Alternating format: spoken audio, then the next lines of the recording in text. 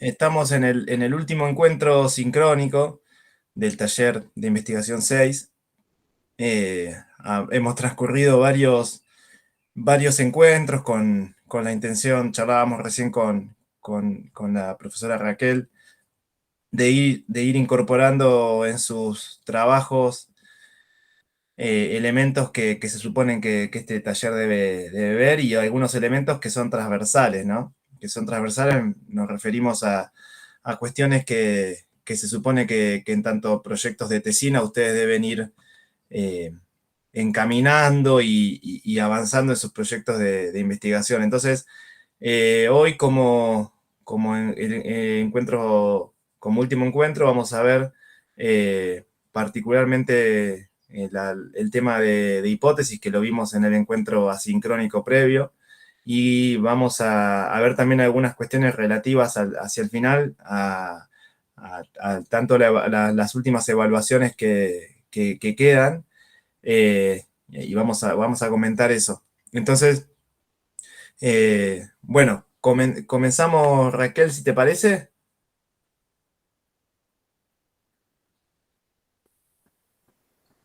Sí, Vamos. comenzamos. Eh, bueno, le compartimos pantalla. eh,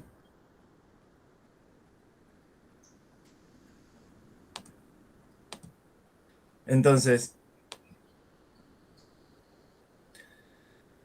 estamos como decíamos, en el encuentro que vamos a dedicar a hipótesis. Entonces, esto lo veíamos previamente. La idea es que hoy podamos hacer alguna práctica sobre esta cuestión, poniéndolo en la imagen que sigue. Lo ponemos en contexto, ¿no? Acerca de dónde estaría la hipótesis dentro de un proyecto o un plan de investigación, ¿no?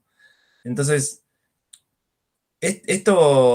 algunos autores vinculados a todo el campo de lo metodológico plantean que, si bien nosotros en términos didácticos y en términos también pedagógicos muchas veces planteamos que hay una linealidad en términos de, bueno, primero viene el planteamiento del problema, una justificación, después vienen los antecedentes, después el marco teórico, de eso surge una hipótesis, ¿no?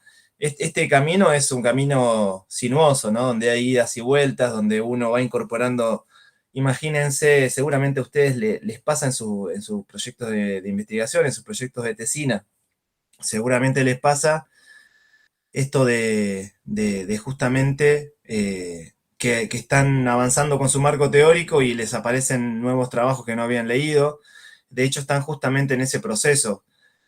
Junto con Raquel, con la profesora Raquel, generamos ese intercambio con ustedes sobre sus trabajos particulares, de señalarles, busquen por este lado, busquen por aquel otro, como charlamos en general.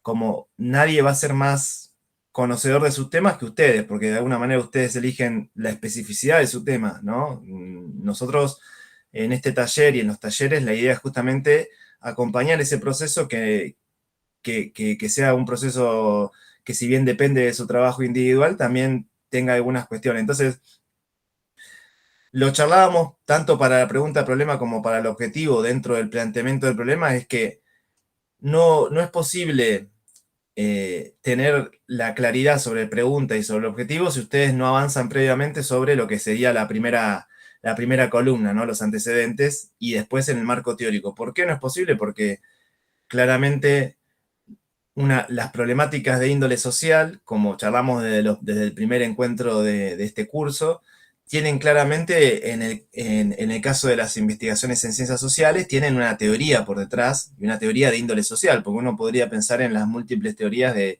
los campos de la ciencia, ¿no? Entonces, de los antecedentes, estuvimos viendo justamente que está compuesto para cada trabajo que ustedes leen sobre su temática específica o sobre cada uno de los conceptos, tienen el marco teórico, los métodos utilizados, los resultados alcanzados. Eso lo ponen para cada trabajo, pero después hacen un filtro, que es la columna que sigue, que es el marco teórico, ¿no? Ustedes hacen un filtro y se quedan con aquellos autores, con aquella teoría con la cuales ustedes comparten la perspectiva. Y eso es su teoría, su marco teórico. Su marco teórico puede ser producto de una utilización de un solo autor o de la articulación de autores, siempre y cuando esa articulación sea coherente, ¿no? Cuando decimos coherente nos referimos a que, bueno, creo que lo charlábamos en encuentros previos. Si ustedes toman una perspectiva, por ejemplo, de índole estructuralista, no van a incorporar dentro de los autores a un autor de índole culturalista, ¿no? O extremadamente desde una perspectiva cultural. ¿Por qué? Porque es incoherente al planteo central, lo que algunos autores llaman a la teoría sustantiva de su trabajo. Entonces, tanto la pregunta-problema, que es estos son como los ejes centrales que nosotros trabajamos, tanto la pregunta-problema como como la hipótesis están cargadas de una teoría, ¿no? La hipótesis, ¿por qué vuelve para atrás con esta flecha que está abajo, vieron de la pantalla, que esa flechita que va para atrás a los antecedentes? Porque básicamente la hipótesis parte de los antecedentes. ¿Por qué parte de los antecedentes? Porque para yo tener una afirmación, tengo que tener claro si mi diseño de investigación no tuvo ningún antecedente específico. Por ejemplo, yo trabajo con participación política en escuelas de la localidad de Olavarría, provincia de Buenos Aires, en junio del 2023, por ejemplo. Entonces, yo trabajo sobre esa temática y no hay ningún trabajo que haya hecho específicamente tomado ese caso y que haya trabajado sobre esa cuestión. Entonces, en algún punto mi trabajo va a tener algún grado de lo que llamamos un diseño de investigación. ¿De qué tipo? Explorativo. Muy bien, exploratorio, ahí está. Entonces ustedes van a tener un trabajo de tipo exploratorio. No va a ser totalmente exploratorio, ¿por qué? Porque como vimos en los autores que tuvimos para, para las primeras unidades, los diseños pueden ser, claramente pueden combinarse. Entonces ustedes van a tener una parte donde va a ser un diseño exploratorio en lo específico y va a ser descriptivo en general, porque ustedes puede ser que, como venimos charlando, las sugerencias que se manejen en el plano de lo descriptivo, porque con lo explicativo ya empezamos a buscar causas y efectos, ¿no? Entonces eso complica más el diseño de investigación y su trabajo de campo en sí, su metodología también. Entonces, esta es la centralidad entonces de los antecedentes. ¿Cuál es la centralidad para el marco teórico, perdón, para la hipótesis?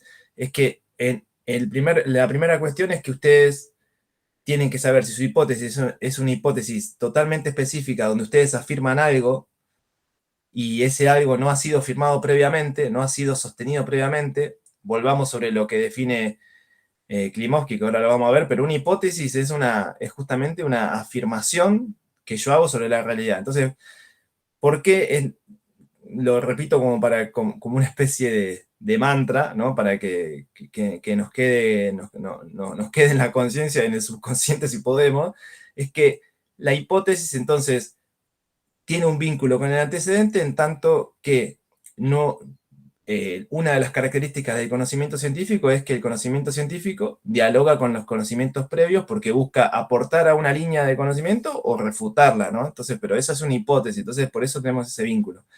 Y se vincula directamente con el marco teórico, ¿por qué? Se vincula directamente con el marco teórico porque yo del marco teórico saco parte central de mi hipótesis, porque como decíamos en los encuentros previos también, la hipótesis es una forma de teoría, es una afirmación que yo hago sobre la realidad. Digo que, por ejemplo, vamos al ejemplo de capital cultural, que entre los estudiantes de la escuela normal número 14 de la localidad de Santa Rosa La Pampa, estoy inventando, así que no la vayan a buscar en Google porque no existe, eh, encontraremos que el capital cultural es un elemento, el capital cultural de tipo objetivado es valorado en mayor medida por los docentes que el tipo subjetivado. Esa hipótesis que acabo de decir no es una hipótesis causal. Porque no estoy diciendo ese tipo de valoración del capital cultural de tipo objetivado se debe a que, por ejemplo, la lógica institucional valora siempre en mayor medida el capital objetivo que el capital subjetivo. No, no estoy diciendo eso. No estoy poniendo causa y consecuencia. Es una hipótesis de tipo descriptivo. Yo digo que se va a dar tal situación. Es una fotografía, no es una película. Para la película tengo que buscar la causa y la consecuencia. Y tampoco es una hipótesis exploratoria, ¿no? Porque no estoy diciendo, bueno, voy a intentar corroborar tal o cual cuestión, sino que lo que estoy diciendo es, esto es lo que va a suceder.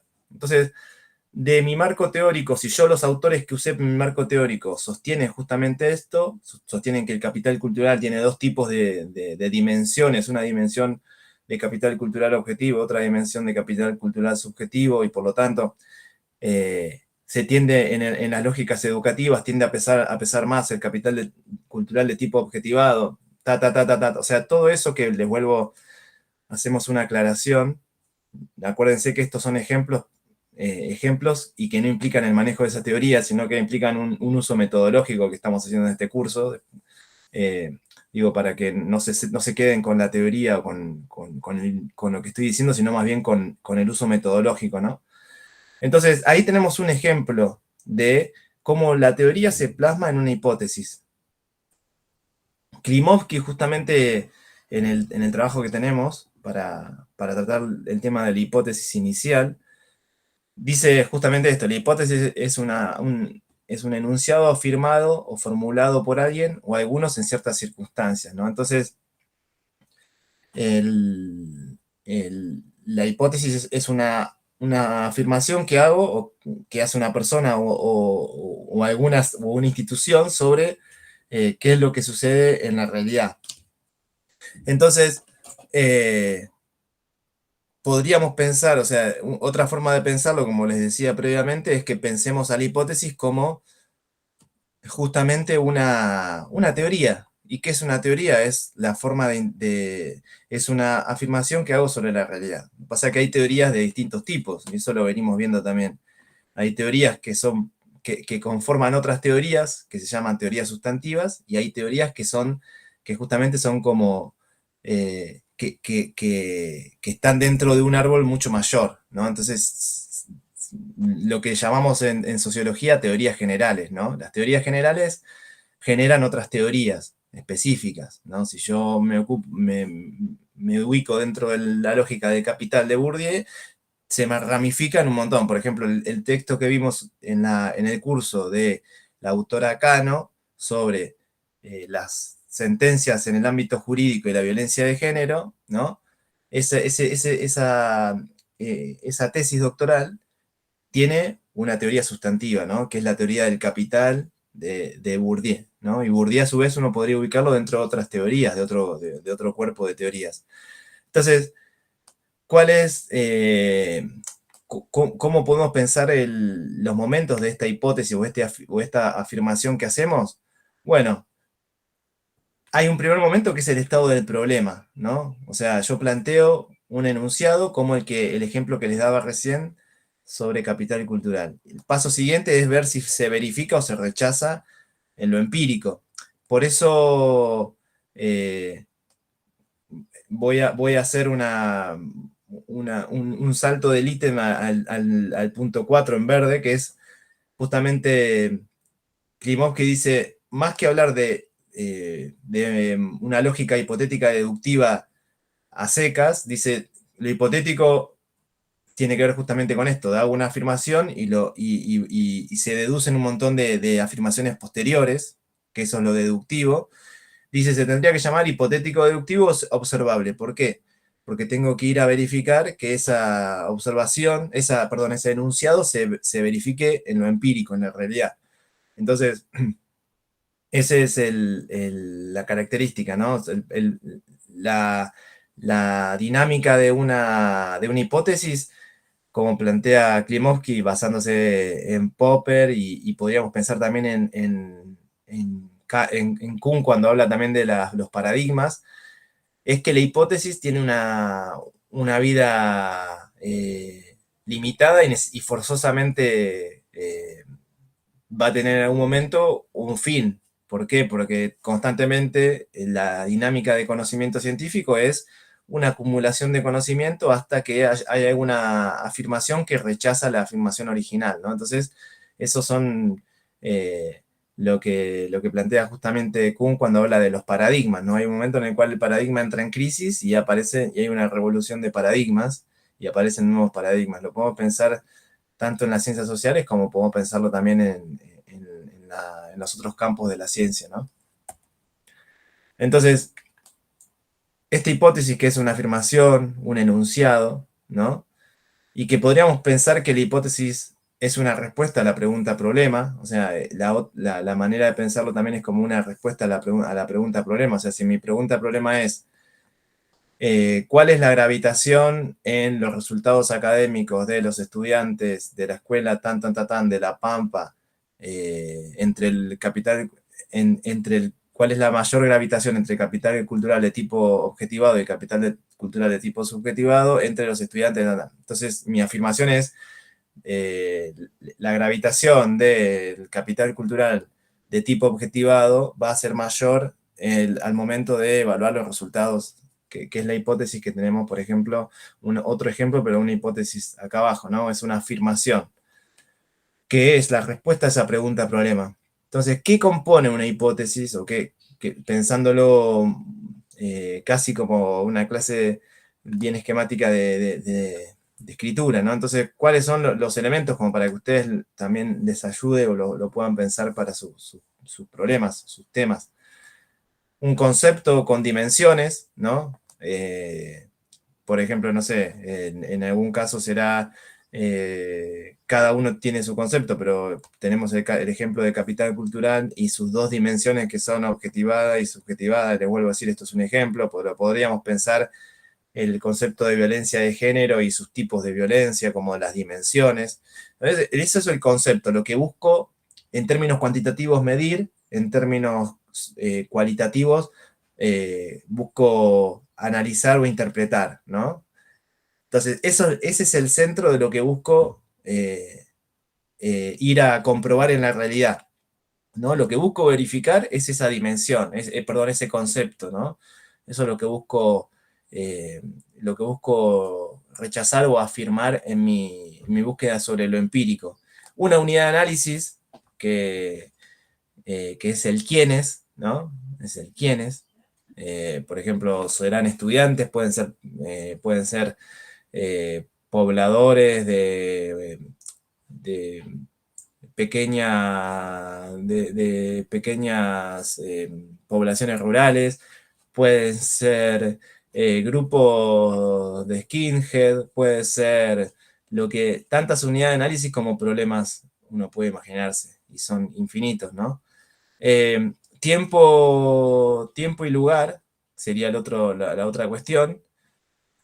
Y el tipo de hipótesis va a variar según el propósito, como veíamos al inicio, ¿no? Una cosa es una hipótesis de tipo exploratoria, otra cuestión es una hipótesis de tipo descriptiva y otra explicativa, donde en el último caso, la explicativa, tengo una causa y una consecuencia. Busco medir esa causa y esa consecuencia o busco, en términos cualitativos, verificar si esa relación existe. No es que solamente en lo cuantitativo podemos buscar causa y consecuencia, pero es ese tipo de hipótesis. Y finalmente el enfoque, o sea, puede ser una hipótesis de tipo cuantitativa. Si hago una hipótesis de tipo cuantitativa, ¿cuál va a ser el tipo de datos que voy a buscar para validar mi hipótesis?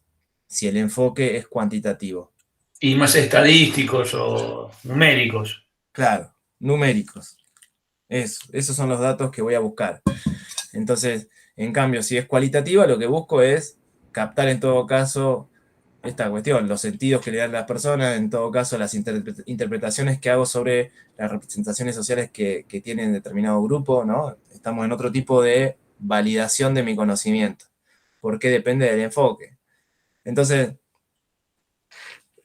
vamos a pasar a la siguiente con una práctica de hipótesis que la idea es que no vamos a poder ver hoy justamente porque si no los encuentros se vuelven antipedagógicos cuando son prolongados. Nuestra idea es que no dure más que hasta las 8 como límite. Entonces, la idea es que pensar con ustedes en base a un ejemplo muy sencillo, ¿no? Entonces, si yo tengo la hipótesis, los docentes valoran el capital cultural de sus estudiantes. Una primera pregunta sería, ¿está bien la hipótesis? En términos metodológicos, no se queden con el contenido. Voy a cambiar al Word para poder... ¿Está bien esta hipótesis?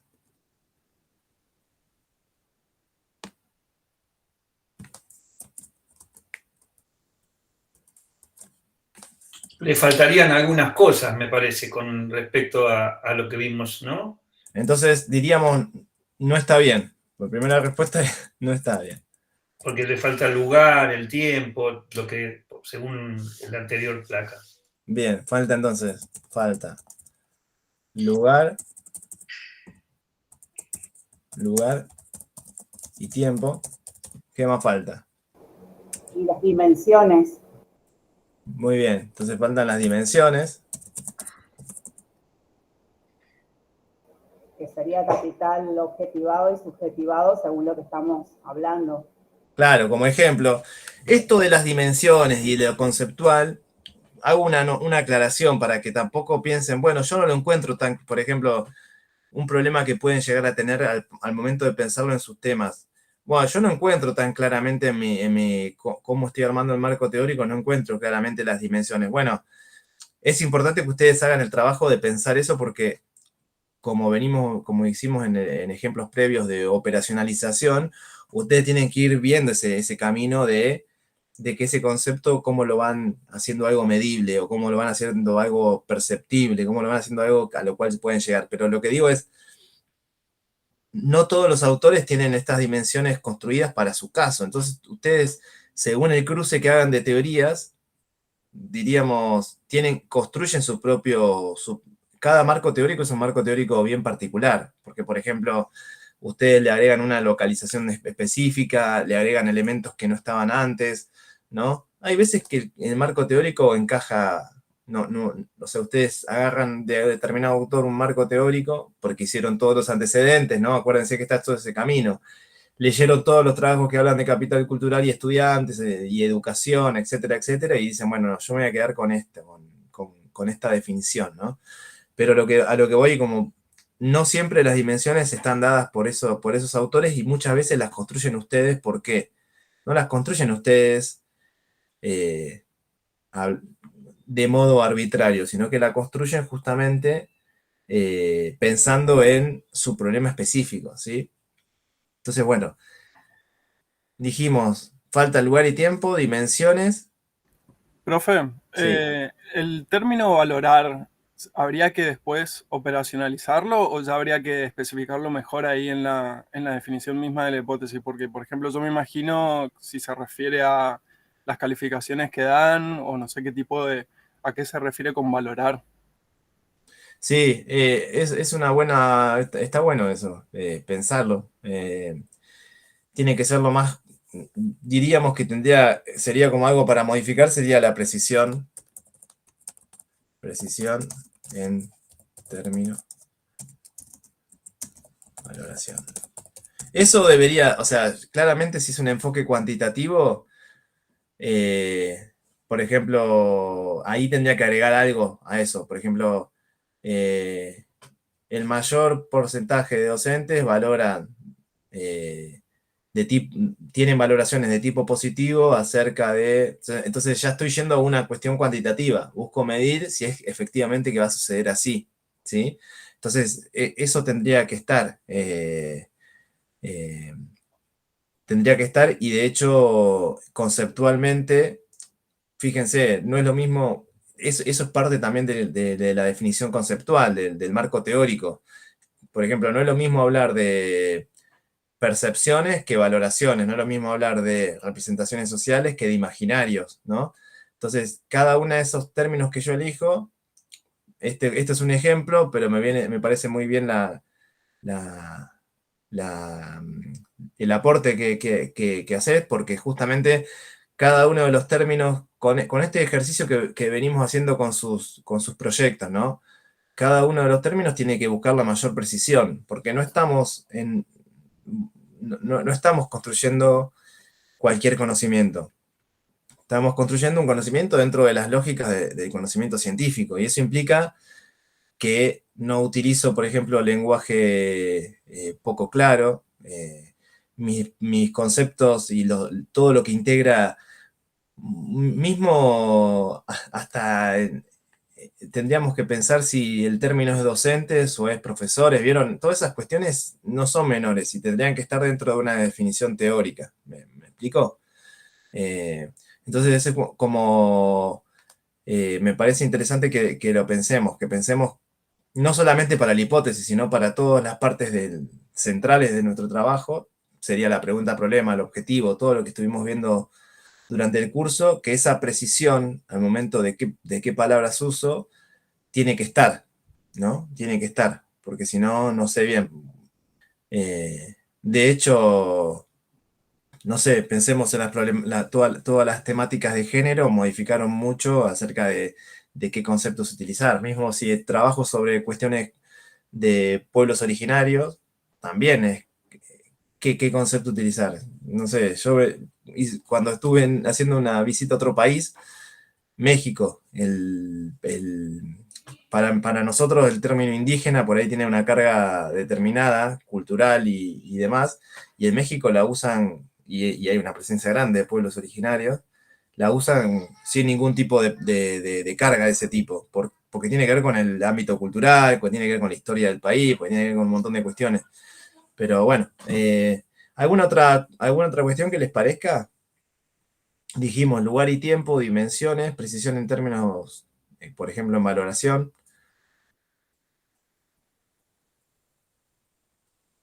Tenemos la unidad de análisis acá, ¿no? Estudiantes, que acá podríamos darle mayor precisión a la unidad de análisis, como estudiantes de qué años, o estudiantes podríamos agregar eso como unidad de análisis, mayor precisión.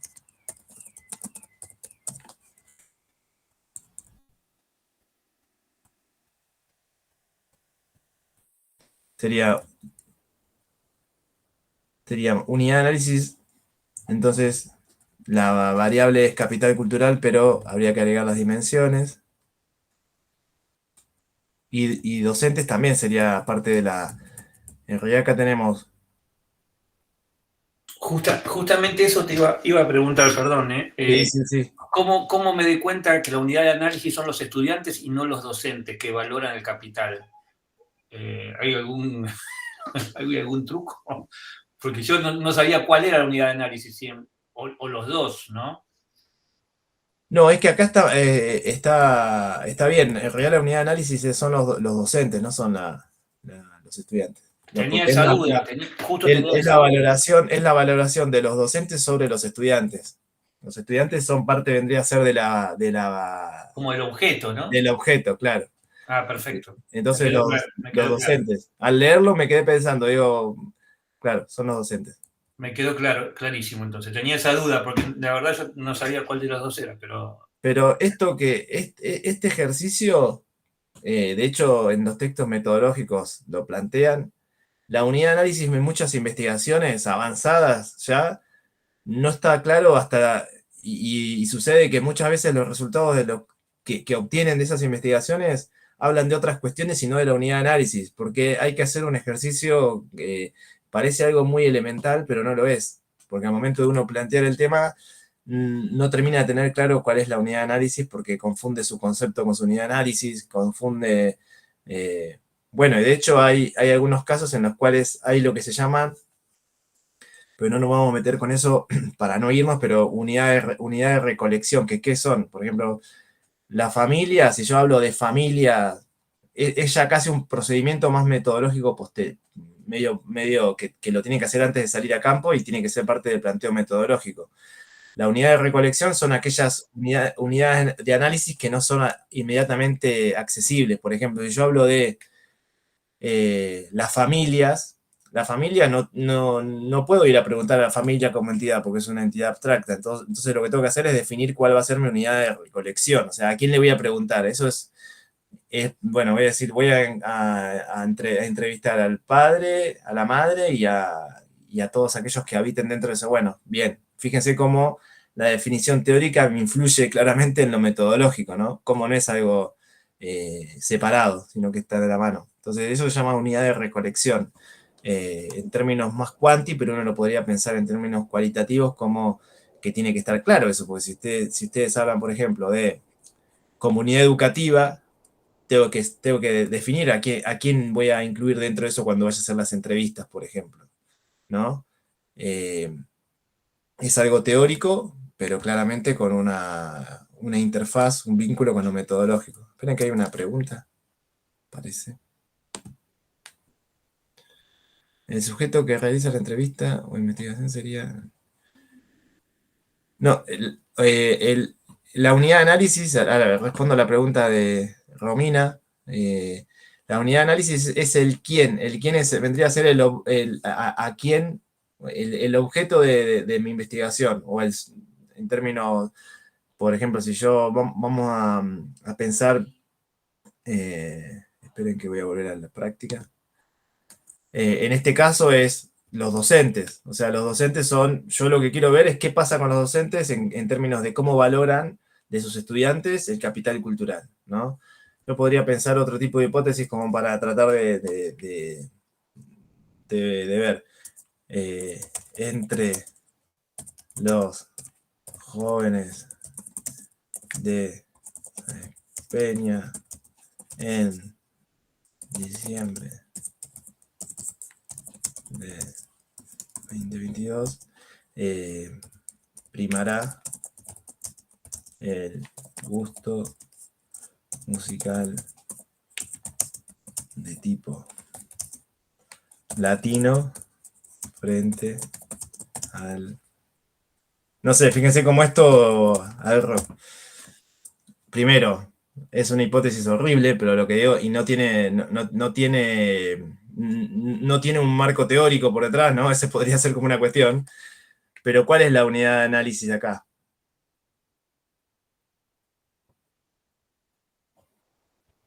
Los jóvenes. Y los jóvenes. Claro, bueno, los jóvenes también. Los jóvenes se empeñan y en ese periodo de tiempo, pero... Claro, porque entonces lo traté de hacer como bien despojado, como les hice una aclaración ya medio que les conté el final, pero digo, la cuestión sería, acá claramente es una hipótesis que no tiene una teoría social. O sea, uno diría, la primera cuestión sería, bueno, busquemos el problema social acá, porque que decir que hay un gusto más o otro, basta con que haga una encuesta en un Google Form, se los mande y me diga, bueno, a mí me gusta más la cumbia, a mí me gusta más el reggaetón y a mí me gusta más el rock, y ya está, se resuelve así. ¿Se entiende? En este ejemplo bien burdo, tendríamos ese problema, ¿no? Tendríamos el problema de que no hay un problema social. En todo caso, acá podríamos empezar a buscar, bueno, a ver cómo influye el capital cultural del hogar, cómo influye la perspectiva de género, cómo influye, no sé, hay 1000 posibles problemas para trabajar. Bueno, ¿alguno o alguna quiere compartir dudas que tengan sobre sus hipótesis y cuestiones que no les queden claras o que quieran charlar? Bueno, yo levanté la mano ahí, pero en realidad para comentar algo. Me parece que por ahí, sin tener la pregunta problema, es medio difícil pensar la hipótesis. Es como que nos queda en el aire. O sea, el pensar está bien o está mal la hipótesis sin tener la pregunta, es como que nos falta el contexto, ¿no? O sea, me parece que a mí por lo menos me resulta mucho más fácil pensar una hipótesis viendo una pregunta de investigación, digo, ¿no? Pensar una posible respuesta a esa pregunta. Que el ejercicio que estamos haciendo ahora es como al revés, ¿no? Es como que tenemos la hipótesis así en el aire sin el contexto de la pregunta, el marco teórico, y por eso nos cuesta un poco, o por lo menos a mí, identificar más claramente los componentes o los elementos. Mientras íbamos haciendo el ejercicio, yo iba pensando, bueno, cuál sería o desde qué hipótesis si bien no lo pensé o no lo definí como tal, creo que todos partimos con ciertos supuestos cuando iniciamos una investigación por los intereses que sea o por los recorridos que hicimos, y de esa manera construimos, digamos, una hipótesis, un supuesto de anticipación o como le querramos decir a esa idea inicial con la que partimos, ¿no? Pero iba como haciendo ese ejercicio pensando, bueno, ¿cuál sería en este momento y con este recorrido que vengo haciendo en los talleres y en la instancia en la que estoy, cuál sería hoy esa hipótesis, digamos, ¿no? Que creo que también la vamos reformulando, o sea, pensaba un poco esa idea, no sé si es claro. Sí, está bueno en el sentido de que ustedes pueden pensar que tienen hipótesis provisorias, ¿no? Por el momento en el cual están, o sea, así como preguntas provisorias. Pero me parece que la clave para lo que pensás, Natalia, es ver qué profundidad están teniendo con los antecedentes y el marco teórico, ¿no? Como les decimos, el taller, si uno piensa cuáles son los contenidos que nosotros tendríamos que ver con la profesora Raquel, esos son los que estuvimos viendo durante el curso, ¿no? Me refiero a objetivo, preguntas, la hipótesis, diseños de investigación, esos son los contenidos nuestros. Pero como claramente no podemos diseccionar esto, sino que tiene que estar integrado, por eso les hacemos referencia a eso, porque si nosotros quisiéramos escindirlo del marco teórico y de los antecedentes, sería para ustedes un problema, porque no entenderían de dónde tiene que salir esa pregunta o esa afirmación. Pero sea tanto por el lado de la pregunta como por el lado de la hipótesis, lo importante es que ustedes tengan por ahí eso. Cada uno de ustedes está en un lugar particular, cada uno está con su proyecto y entonces por ahí en todo caso también que hagan un ejercicio de, nosotros le venimos corrigiendo a cada uno, pero que ustedes hagan un ejercicio de autorreflexión acerca de si, bueno, si pueden hacer esa pregunta o esa hipótesis porque tienen algún piso de teoría o no, si leyeron y fíjense cómo veíamos en las filminas previas, cómo veíamos el asunto de la importancia de los antecedentes para la hipótesis. Entonces, bueno, ahí está la cuestión, una de las claves para que ustedes lo vayan pensando y bueno, una cosa son los tiempos de estos talleres, que justamente el taller nuestro tiene el objetivo de que ustedes avancen con cada uno, sin duda que hay un piso, hablaríamos de un piso de avances que tienen que tener, por eso hacemos determinadas evaluaciones y esperamos de ustedes determinados avances, pero bueno, tienen que tener ese piso de tener algún grado de hipótesis, porque si no, de algún grado de antecedentes y marco teórico, porque si no su hipótesis va a ser puro, por ejemplo, podría ser puro prejuicio o pura prenoción, si no estuviese construido sobre eso, ¿no? Sí, mira, justamente lo que hablabas de la unidad de análisis, quizá les sirva a otros compañeros. Yo tenía precisamente en el título del trabajo, es la unidad de análisis hogares, y es justamente lo que estabas diciendo, que lo voy a tener que repensar porque en hogares, cómo llego al análisis de la unidad de, justamente, ¿no? Lo voy a tener que cambiar, porque hogares es la realización de actividad física en hogares del Gran Buenos Aires, bla, bla, bla. Hogares abarca la familia, no sé, tendría que ser más preciso en lo que es la unidad de análisis, me parece a mí. Quizá le sirva también a otros compañeros, ¿no? No, o por ahí, perdón, Sí. por ahí podés mantenerlo como unidad de análisis, pero tu unidad de observación va a ser otra. En mi caso, por ejemplo, mi unidad de análisis son comunidades campesinas, pero yo no voy a entrevistar comunidades, voy a entrevistar productores rurales individuales. Entonces ahí sí hay una diferencia entre unidad de análisis y de observación. Sí, Perfecto, muy perfecto, bien. clarísimo. Va en ese sentido, de lo que decía Marcelo. O sea, ustedes en todo caso lo que tienen que hacer es tener claro, por eso le digo que hay un puente entre claramente la teoría está imbricada con lo metodológico, en que si ustedes definen que, por ejemplo, vamos al ejemplo tuyo, hogares, que voy a entender que hogares y educación física, pero va a ser no solamente aquellos que realizan, no sé, depende de tu definición teórica, pero van a ser todos aquellos que viven dentro de ese hogar, entonces voy a considerar todos aquellos que, ya está, perfecto. Pero cada definición, mismo la definición de familia, fíjense cómo el censo, uno podría pensarlo más en términos cuantitativos, el censo fue cambiando su definición y eso implicó diferencias en cómo medirlo también. O sea, sobre familia fue cambiando su definición, también cambió su definición en términos agropecuarios sobre la unidad de explotación. O sea, eso fue cambiando. ¿Por qué fue cambiando? No fue cambiando simplemente por una cuestión de que tenía que ir a medirlo y no encontraba lo que estaba queriendo medir, sino porque cambió la definición, ¿no? Cambió la definición. Entonces, esta cuestión de las unidades de recolección, que son cuando la unidad de análisis no es accesible inmediatamente, o sea, por ejemplo, el ejemplo de familia, uno podría pensar 1000 ejemplos. Cuando la unidad de análisis es inmediatamente accesible es cuando son individuos, ¿no? Entonces yo digo, bueno, estudiante, bueno, genial, vamos, o habitantes de tal localidad. A ver, ya está, esta es la unidad de análisis inmediata. Pero si yo hablo de, no sé, seguidores de banda de rock and roll, bueno, tengo que definir qué voy a entender por seguidores de banda de rock and roll. O sea, tengo que definir la unidad de análisis. Y ahí hay una definición teórica y después metodológica.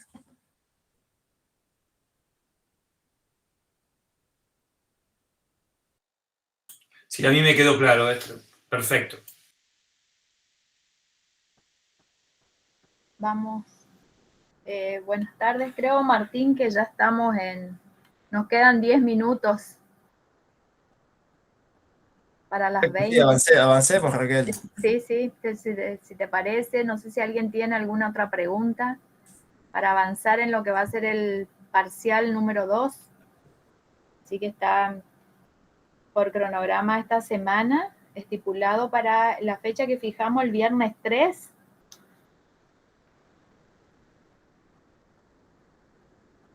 Hoy voy a subir las consignas.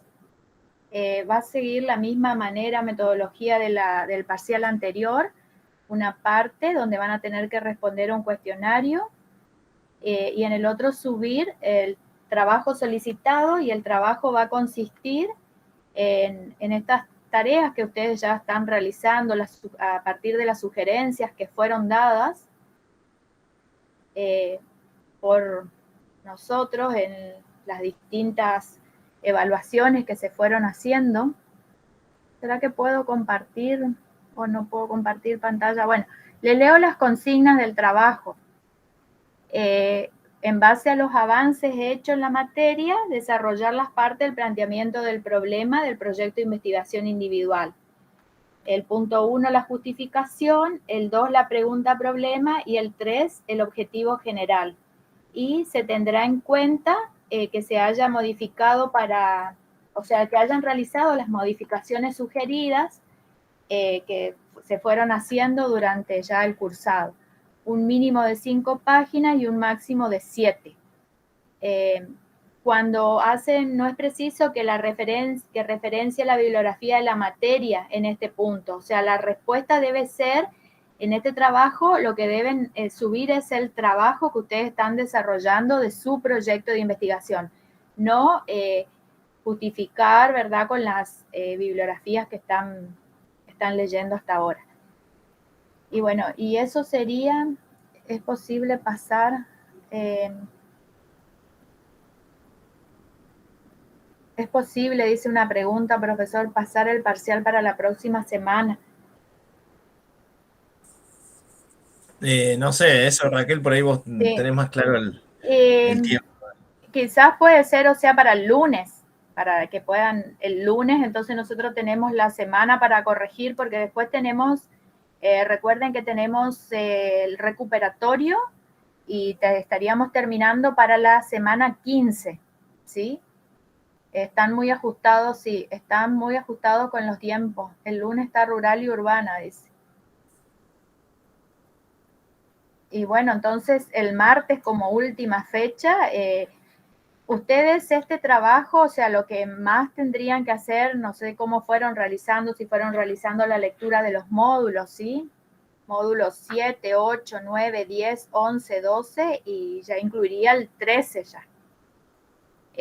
Para la parte de la teoría. Y después la otra parte que tienen el trabajo, que ustedes ya lo tienen avanzado, muchos avanzaron aún más, a otros quizás les cuesta, ¿no es cierto?, le ha costado, pero les sugiero que realicen las modificaciones que se fueron sugiriendo, porque nosotros tenemos anotados cuáles son esas sugerencias, entonces poder ir completando esto. Y después en la semana 14 vamos a estar subiendo una síntesis de todo lo visto y también lo que es el trabajo final, o sea, en qué va a consistir el trabajo final, que también es la presentación de todo el trabajo que ustedes fueron desarrollando durante este taller. Y bueno, los que regularicen la materia van a poder rendir, yo creo que ya va a ser en febrero, porque hasta que se hace la carga en el sistema de la regularidad, eso impacta después, ¿no es cierto?, en el sistema para que ustedes puedan rendir su final. Quedaría entonces para el martes, sí. Profe Martín, si no tiene problema, ponemos martes 7, ¿sería? ¿Sí? No. Pongamos martes 7. Martes 7 ya es martes 7, no. No, a ver, espera, Sí. vamos a mirar la semana A que ver, viene. vamos a mirar bien porque... Martes 7, sí. sí, martes 7, bueno, martes 7 del 11. Sí, es martes 7, es martes 7. Bueno, yo estoy subiendo entonces las consignas. Sí, quedaría para el martes 7. Y después el recuperatorio sería en la semana 15. Y ahí sí que ya no hay más fecha porque ya estamos terminando para poder subir la regularidad, para que si impactan el sistema puedan rendir en diciembre, si no ya va a ser en el llamado de febrero. Bueno. Listo, entonces Raquel, ¿algo más? Sí, no, creo que no, ya. Esto que estábamos hablando recién, ¿no es cierto?, que las modificaciones que hablabas recién con respecto a algunas definiciones de algunos términos, como decir, por ejemplo, también familia. Vieron que ahora cuando se habla ya uno no dice padres o madres, sino que dice familias para nombrar a todo en general, que eso también hay que revisar esas terminologías que muchas veces nosotros decimos los padres y tenemos que hablar en términos de familia. Nada más.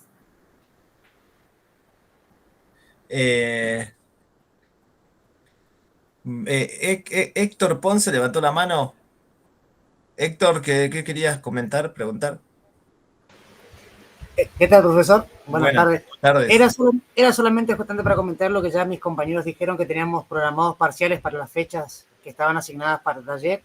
Y bueno, ya que tengo la oportunidad de consultarles, para esta parte que debemos resolver en base a la teoría de las semanas, ¿cuánto tiempo vamos a disponer para ello?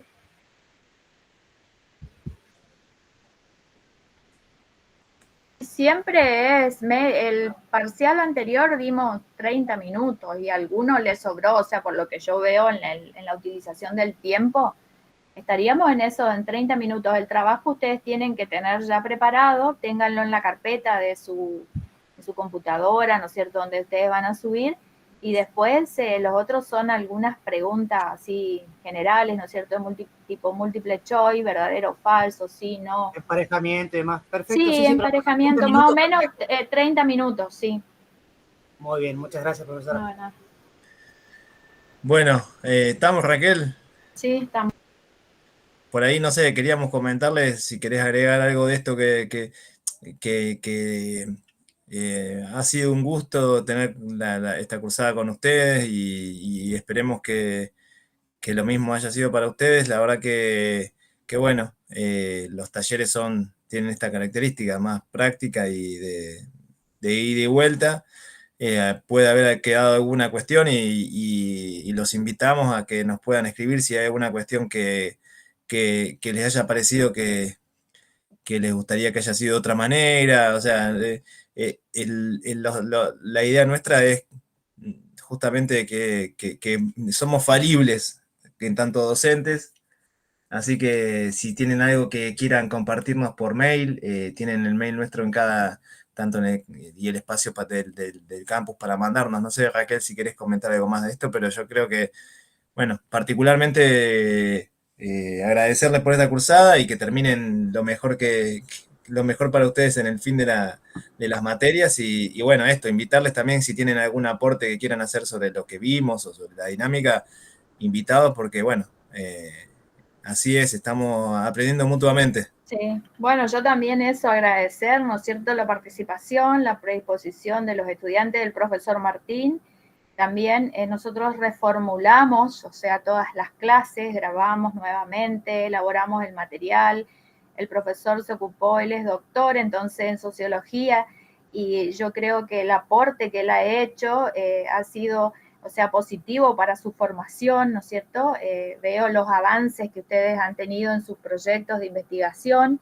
Y bueno, agradezco la participación de todos, o sea, la buena comunicación y bueno, por ahí quizás si uno no responde en el momento, ¿no es cierto? Los mensajes, bueno, ustedes tienen los correos donde comunicarse para poder responder.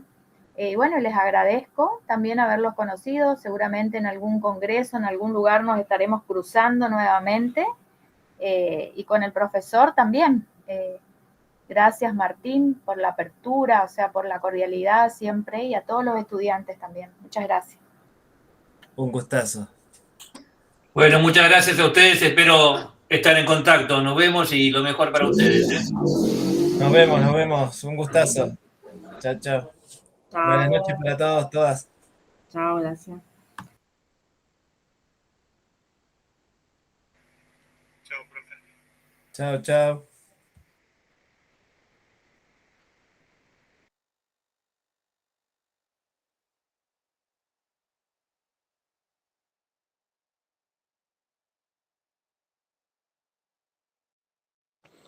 Bueno, saludos, muchas gracias. Yo no podía contestar porque estoy sin energía eléctrica, así que, pero igual, muchas gracias por todo, muy amable los profesores y los compañeros.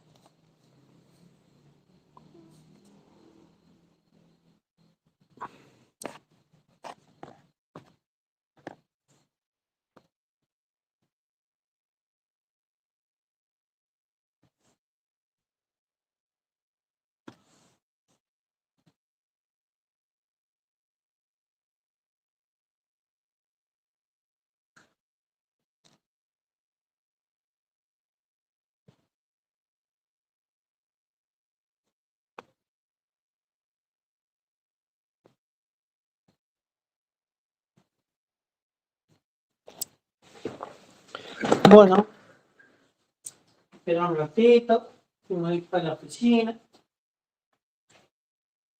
Bueno.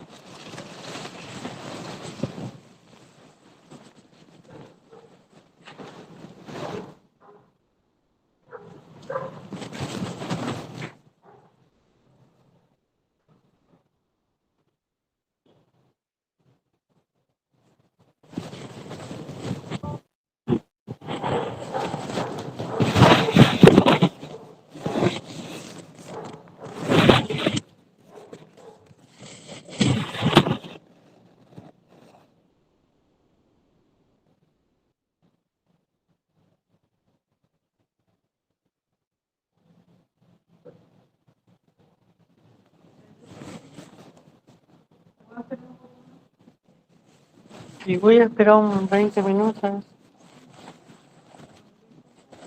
porque si no tengo energía, igual tengo que enchufar, guardar unos pendrive y poner todo un kilómetro.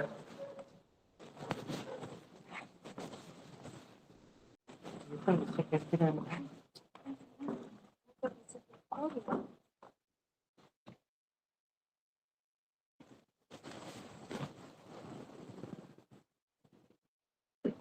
La oreja, ahora pensé que tengo.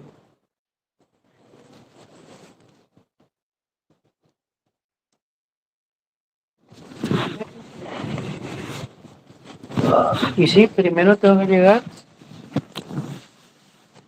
copiar el pendrive, unificar, pero allá ni me acuerdo la primera vez.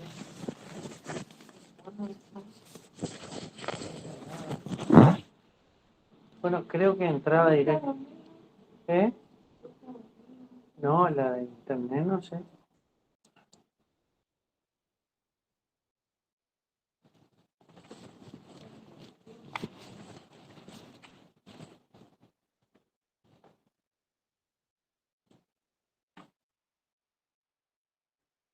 Qué cagada en la luz están.